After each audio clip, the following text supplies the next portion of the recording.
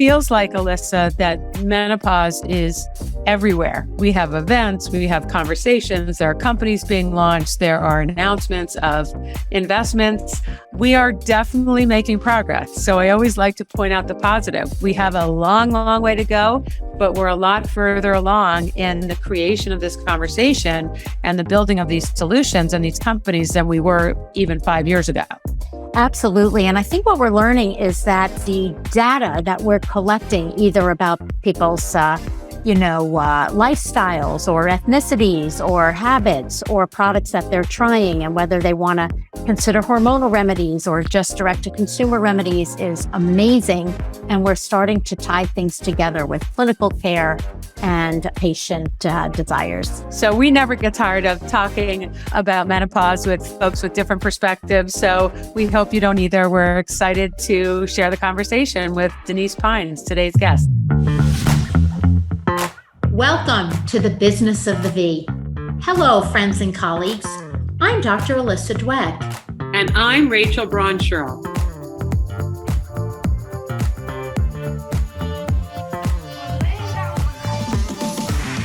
Each week, we bring you the most fascinating investors, inventors, entrepreneurs, academics, and healthcare practitioners who are making things happen in women's sexual and reproductive health. If you are a woman, know a woman, have a business, or care about your V health and wellness, fasten your seatbelts and listen in to another informative and inspiring episode. We are so excited to have our guest today, Denise Pines, who's the co-founder of FemAging.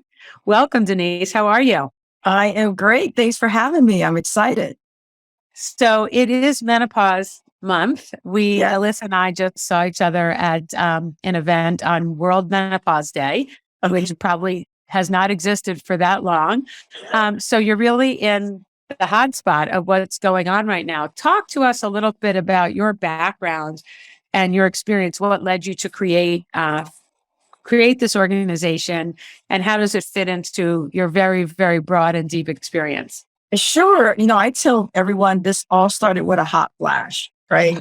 I got a hot flash. I've been in news and entertainment for a few decades. And I also really just never orbited around thinking that menopausal symptoms were going to happen to me. And I think a lot of women feel that way, especially women who consider themselves to be really healthy. So I do a half marathon every year. I do a triathlon. So in my mind, this just wasn't going to happen, as well as the fact my mother didn't have it. But when it did, I reached out to my functional medical doctor, and we co-created a tea called Hot Flash Tea. And we put that on the market, and that led me to talking to so many women, right? That opened the floodgates to understanding what all these women were, like women like me who were confused. And I kind of heard sort of repetitive stuff that they wish they were better prepared, like me. They were confused by all of the words, even menopause and perimenopause, bioidenticals, hormone replacement therapy. And the final thing is they really felt like they were the only one. Like, I am the only one having this experience, because in society, we're not talking about it. They're not reading articles about it. Their friends are not sharing, nuances about how they're feeling and how their health. We're trying to pretend like it's not happening, but we're then suffering as a result of that. And that sort of led me into this whole ocean of things that I've been doing. Wow. It's so fun. I have so much to ask about this because you literally mentioned a day in my life in my office where so many women do come in with concerning symptoms. They either think they're having a heart attack or some sort of a, neurologic problem or whatnot. So, thank you for opening up that question to everybody. And most of the time, we really can't say this is normal. This is your menopause journey, and reassure people. But of course, we always look for medical issues. I wanted to commend you for asking your mom about what her experience was, because we know from studies, particularly the SWAN study, that, your genetic propensity is going to explain a lot of your menopausal symptoms, so that whatever your mom went through, it's likely you will have a similar experience. you didn't really go through that, but I'm glad you were able to ask her. Can you tell us a little more about your tea? Because I'm fascinated about what's in there and how does it help? Sure. Our tea, the way it works is it helps to put GABA back into the brain. So as we age, both men and women, GABA decreases. For some people, it's fast and rapid. And so what our tea does is it puts back GABA into your brain, right? And that helps to keep you sort of thermally balanced. And our tea is pretty potent. It breaks through the blood-brain barrier. So it acts actually really, really quick. Like you feel like, hey, oh my God, I feel something when I take this tea. Yeah. So that's kind of the basis of our tea. Understood. And for audience members who may not understand, the GABA is a receptor in the brain. Yeah. And we still aren't 100% sure what really is causing hot flashes, but we do know that the thermoregulatory zone in the hypothalamus of the brain is likely responsible for our sensation of heat, and that the window of comfort, the window of temperatures that are comfortable, narrows quite a bit for menopausal women. And crossing the blood-brain barrier simply means that what you're ingesting goes into your bloodstream and can cross into the brain. So makes sense. Perfect. You said so many interesting things. We've been doing this for a while, and Alyssa's been treating patients in this space forever. I literally never heard someone say before, and Alyssa, maybe you have, I didn't think I'd have menopausal symptoms because I'm healthy, that people make that connection. Most of the time we hear people say, I had symptoms. I had no idea what they were from or if anyone else on the earth was having them. And as Alyssa says, every day someone comes into our office and says, am I going crazy? So that's an interesting connection. The other piece that was so unusual is, I don't know, we've talked to dozens and dozens of people on this show and then thousands collectively between the two of us. And less than a handful talk to their mother about her menopausal experience. So how did you even think to do that? Well, I full disclosure, my mother passed away 25 years ago, but I remember we were very close. So I remember as she was going into perimenopause, she was sharing with me what was happening to her. And did she have the words? Did she call it perimenopause at the time? She did not, no way had the words. What she said was that she's going through the change and she was having really longer and heavier blood flow. She wasn't experiencing cramps, but just longer and heavier. And that was her experience. And so that is what, sort of I remember. She didn't have hot flashes. She didn't have a number of other symptoms. At least she didn't share other symptoms with me, but that was, what I do remember. So in my mind, I was thinking, oh my gosh, I'm going to have like horrible periods as I get to this end of this journey. And I actually didn't have that at all. Right. And so what her experience was actually wasn't my experience. Yeah. And not the rules. So I'm so glad you shared that. Yes. Tell us more about FemAging and the medical background that you bring to this table. So with FemAging, that came out of a frustration I had as, once I got hot flash, got into the tea, started, doing something called Wise Flowers, where I was bringing physicians like yourself to front face with women on a large scale. I just got frustrated that I didn't see enough solutions for women who were 40 plus. And one day I said to myself, where are the FemAging solutions? And decided that I wanted to do a report that was going to look at what it was women wanted, right? And then you can, and to create a roadmap around that want.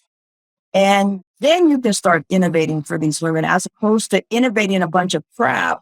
And it's not even what they want. And then finding women resistant to anything that's coming towards them in an innovation way.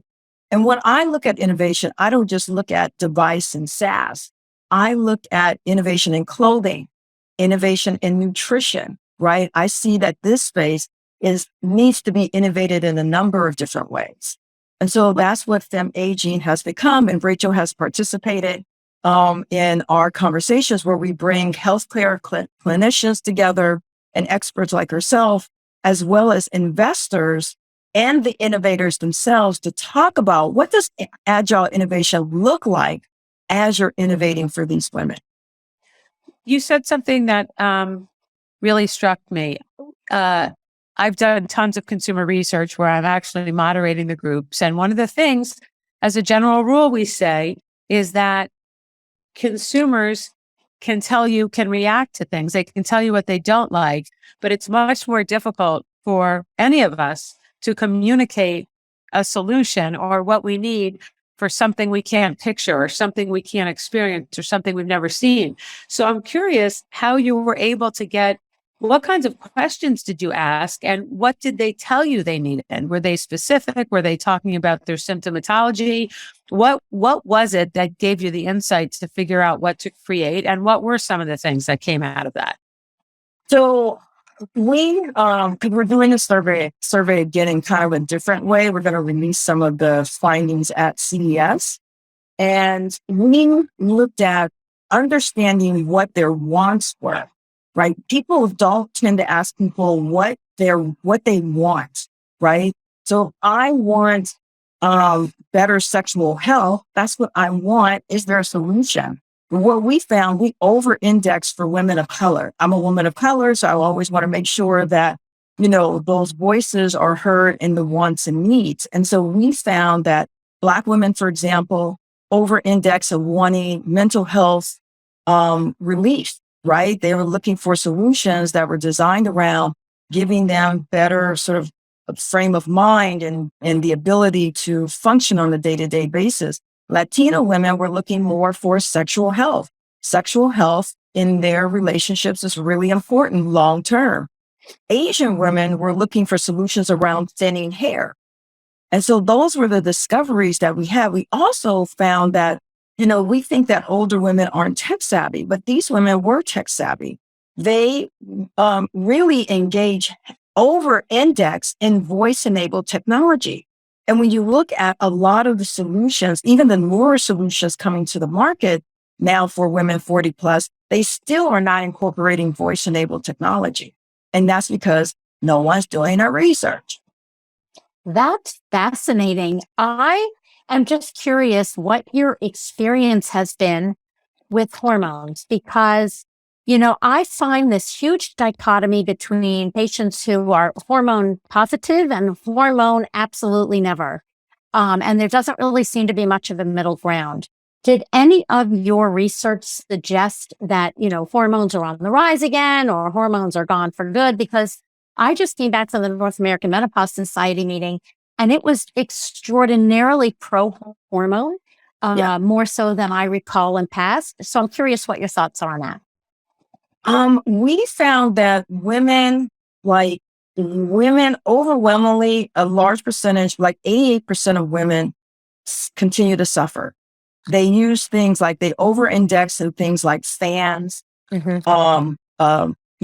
opening windows, these cold cloths, things that are like that.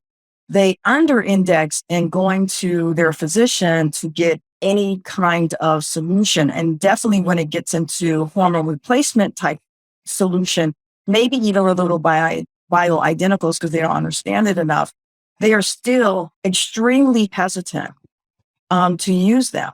They really still believe in the fear of it's going to harm them. They're going to get cancer. And with cancer being on the rise, no one wants to have that. And nobody does not know someone who has had cancer. Right. And so when you sort of have that connection still very prevalent in your mind in conversations with other people, you just shut that off. It really doesn't matter what the heck your doctor is saying. You almost have to be beyond desperate. Like we have the outliners, right? Minimal experience to like, it's just unbearable. And the unbearable women reach a point where they try. Yeah. Right. Interesting. Here's today's hot flash. A small survey done of U.S. OBGYN residents at Johns Hopkins found that only 1 in 5 residents receives any formal training in menopause medicine. I always come out as the capitalist. I really do care about improving health, but I'm curious, what is the business model for FemAging? Or is this something you do on the side? Because when we were learning about you and when I've spoken to you in the past, I mean, your business card would be the size of a poster with all the different roles you take on. So what is the objective for FemAging as a business, if you will? It's interesting. I mean, FemAging really just sort of started off for me as something that just needed to happen, right? I mean, I put my own money into the report. And now where we're moving it to is a platform that is going to be subscription based, where you're going to get more up-to-date information. You're going to hear about what the latest innovations are. We're going to do interviews with investors. We're going to do just more insight data that people aren't getting in other places. Because again, we are very narrow. We focus on this age group that's 40 to 60. That's it, right? Once you kind of get to 65, you are actually having other health outcomes that are associated with aging, like what I say real aging, right? Not associated so much with the fluctuation of hormones. So I'm staying focused, right, on that goal. With WisePause, we earn money off of sponsorships and, revenue from exhibitors and all the traditional ways, registration fees. We have some other ideas of what we're going to do as we grow that entity. And then Tea Botanics, obviously, it's, selling, going into retail. We're going to be going into Walgreens and CVS at the end of November. So, expanding, growing, as rapidly as we possibly can, direct to consumer, online. So those are kind of the revenue models for those businesses. Amazing. I'm imagining an association with even a telehealth type of platform, or are you staying out of the clinical care realm? Yeah. Yes. Yeah. I would love to, especially when I started Tea Botanics, I really wanted to help women to show how the tea was really being effective. And so we had kind of come up with this app. I work with some students and we came up with an app. And then I realized there were so many apps, but then when I look at the apps, I still feel like something is kind of missing in those apps. So I think a lot of times it's missing that is not really connected enough to solutions for women to see how those solutions are working for them. And it's also not connected to how I can perhaps go in store and find other over-the-counter solutions and other nutritional supplements, right? Vitamin D and some vitamin E, depending on if you're having some vaginal issues. So I felt like it's not connecting to the reality of the person's experience as they orbit in the real world, right? It's only connecting with them in a doctor facing, and still women haven't gotten that far. And when the reality of how many women are going to be able to even go to an OBGYN, it's really small. Only 5% of the physicians are OBGYN and only 25% of them are menopause specialists.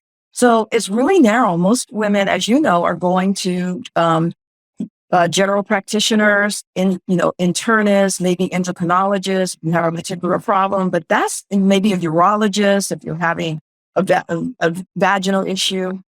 But that's really kind of where they're going. And we know in that space, there isn't enough education on the physician side to really effectively help those women. And that's why a lot of women go to doctors and they, the doctors sort of turn them away, either saying you're too young or, kind of blind through, it's only going to be a couple of years, you can make it, kind of, that kind of mindset. So one of the things that I'm trying to do in this state, in the state of California where I'm at, is I want to do this menopause survey gap.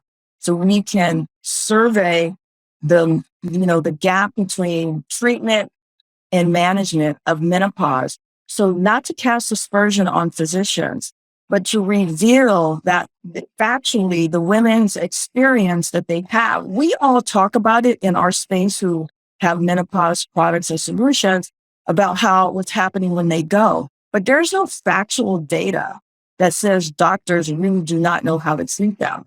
And until we get the factual data, I don't think we can actually change that population's knowledge until we put it front and center. I just wanted to make a comment about how little training residents in OBGYN get in menopausal care. I think it's literally a couple of hours if we're lucky. Yeah. And then the other issue that I am challenged with all the time is access. There's just not enough of us to go around. And I find many patients that end up in my office have really gone quite the distance in the DTC route before they make it to me. So, yeah. And the other thing, that none of us really want to talk about, it's like the stink bomb every time we get into the room. So Stacey London had brought all their menopause CEOs together in New York last week. I was there for a couple of events. And none of us have been like ships in the night because we were both there. We were both there. Oh, really? Oh my God. I can't believe it. Hey. I was the lone gynecologist sitting up front with one other. We were holding on to each other for dear life. Okay. I remember that there were two gynecologists in the room. Okay. One spoke. Did you speak? Did you? Yes. Yeah. Okay. So, I just think that, there's not enough connection between the doctors understanding what's really going on with the women, the responsible arenas, which you mentioned, medical schools, and I sit on a medical and admissions committee for medical schools, so I have access to the curriculum. So you're right, it's not there. It's a couple hours at best. Where this is when women spend 30 to 40 years of their life in menopause. I don't call it post-menopause because once you're there, you're there. There's no post to be. There's no post to be at. Post is dead, right? I couldn't agree more. Just right things. Yes. So I just think that we really, have to figure out a way to get women to talk more about this. Because that's how you get like the collective roar to come up. And we'll see a change when women really say, I'm not dealing with this anymore. I should not have to feel not good. There should be solutions. They should be safe. I should be able to make educated decisions. And when that rises up, I think we'll see all of this change. But that's a couple of, there are a couple of things that are so important. What happens often when Alyssa gives sort of an overview of the first four things she mentions that patients should do when they're experiencing menopause, or when she offers, a very empathetic, digestible approach for things that you can do for, sexual discomfort or fill in the blank. Yeah. We are always struck with how many people say, I wish my doctor did that. So we know how rare that is. And I know getting to do this show with Alyssa, how rare it is because everybody reacts to that. So with the work that you're doing and the work that Alyssa's doing, we need to create more safe havens where patients feel like they can talk to their doctors. That's not to say there isn't a lot they can do outside the doctor's office, but the doctor is not the enemy. The doctor could be a partner in figuring this out. The other piece is what I've been obsessed with my whole time in this space, which is quite a long time. You referenced also, which is the need for a vocabulary. How do I talk about brain fog if I can't even think of the word? One of the parts of the summit that was so funny is there were at least half a dozen times where one of the women on the panel was in the middle of a thought at the State of Menopause CEO Summit. You saw this and said, wait, what was I saying? And everybody would laugh and say they've had the same experience. But if you don't know the symptoms and you don't have a healthcare practitioner and you don't know the right questions to ask and you don't have a vocabulary, you don't know where to go, which is why I think efforts like yours are so important. And it is so clear from all the work that we do, Alyssa with patients and companies, and me with companies, and you with companies and medical schools, is how important it is to understand all the different aspects of a woman's life that are affected by this. Yeah. I think it was last week, but we were laughing. If you wanted to find a doctor for hot flashes, brain fog, anxiety, visceral fat, sleeplessness, like who specializes in that? How many different practitioners would you need to go to find solutions? So I'm a big believer in the education and the ability to have a vocabulary so you can have a conversation. Yep. Yep. I mean, just by you and Alyssa both doing this podcast really helps women and other people who start to tune in understand the vastness of what we're talking about, right? We're not just talking about like diabetes, right? One singular chronic disease that can be contained. And we know what happens when it doesn't get contained, but it's like one thing you can like centralize on. I think that's what makes this so challenging, is that it's not one thing, right? That we've identified 34 symptoms. Really, there's 64 symptoms. I've been like, yay. 100%. I don't know where this 34 came. I don't know where this 34 it was came somehow. from. Yeah, in the media, somebody did an article to highlight how many symptoms there were, but truthfully, right. I would agree with you 100%. So I think there's two things. One, that there's so many symptoms. So if I'm a patient, I come to a doctor, I say, oh, like Rachel just said, oh, I got, brain fog, can't remember things. Oh, I'm having hot flashes. Oh, I've got a little vaginal dryness. They're trying to figure out in a short period of time they have with you, what can they solve? What can they really help you with? All that was just too much for them to really digest. They pick one and, prescription you to what you need.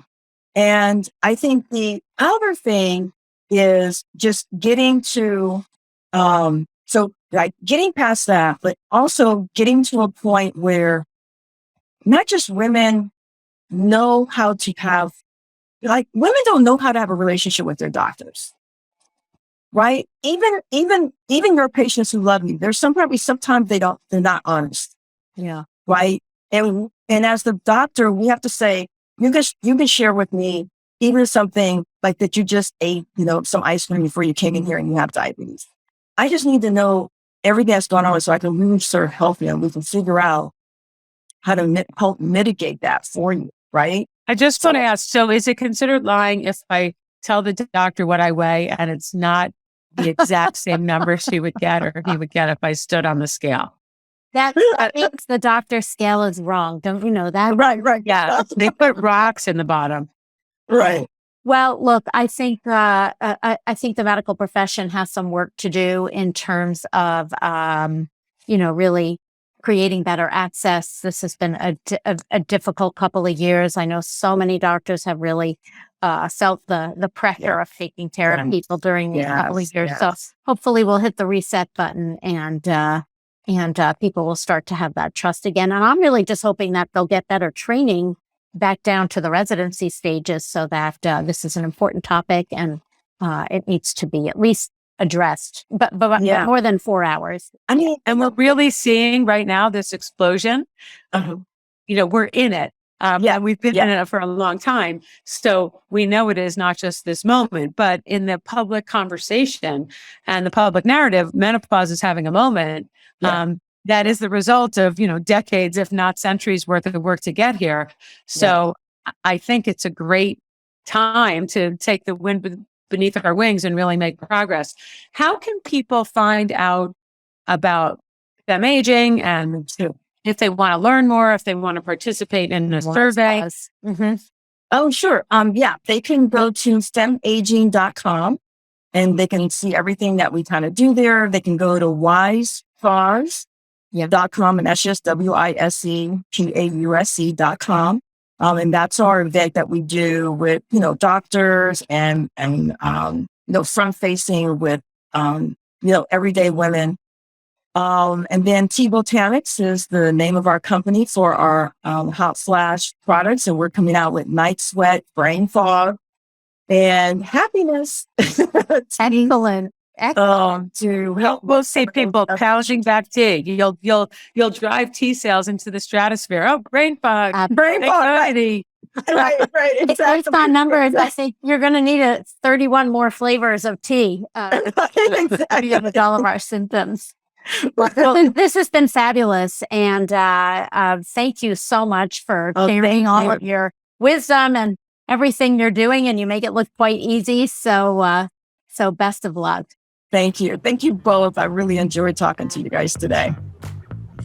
Don't forget, subscribe to our podcast at businessofthev.com for the latest trends and trendsetters in women's health and business.